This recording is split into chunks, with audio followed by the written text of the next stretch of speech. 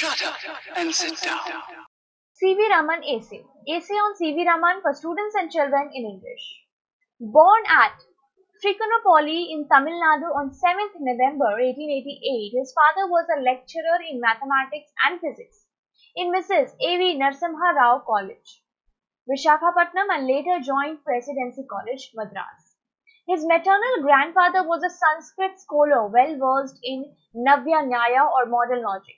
So, from an early age, he was immersed in an academic atmosphere. He was a diligent student. He entered the Presidency College, Madras in 1902 and in 1904 passed his B examination, winning first place and the gold medal in physics. In 1907, he gained his MA degree, obtaining the highest distinctions. His earliest researches in optics and acoustics, the two fields of investigation to which he dedicated his entire career, were carried out while he was a student. Since at that time a scientific career did not appear to offer the best possibilities, Raman joined the Indian Finance Department in 1907.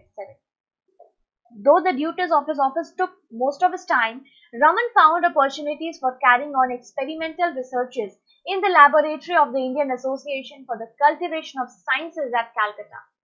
In 1917, he was offered the newly endowed Pulitzer Chair of Physics at Calcutta University and decided to accept it.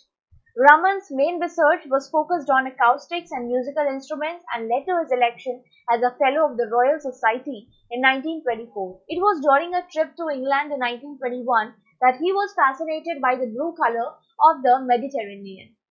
With a very simple experiment, he convinced himself that the blue color of the sea was not only due to reflection of the sky, as proposed by Lord Rayleigh, but mainly due to the scattering of light by water molecules. On his return to Calcutta, he began a systematic study of the scattering of light by different liquids, culminating in the discovery of a new kind of radiation predicted by the quantum theory and named after him.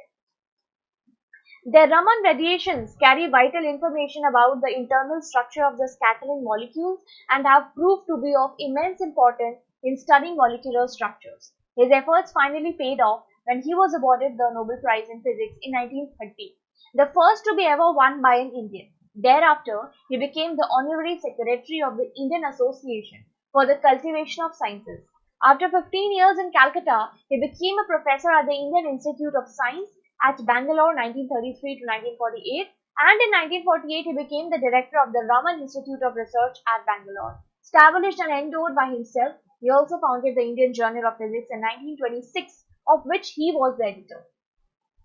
Raman sponsored the establishment of the Indian Academy of Sciences and served as its president since its inception. He was also the president of the Current Science Association, Bangalore, which publishes Current Science India.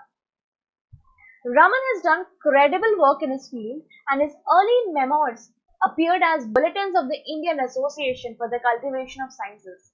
These dealt with the maintenance of vibration and the theory of musical instruments of the violin family. In 1922, he published his work on the molecular diffraction of light, the first of a series of investigations with his collaborators, which ultimately led to the discovery on 28 February 1928 of the radiation effect, which is named after him.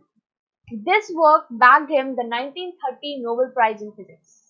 Some other investigations which propelled the world of science during his time were the experimental and theoretical studies on the diffraction of light by acoustic waves of ultrasonic and hypersonic frequencies.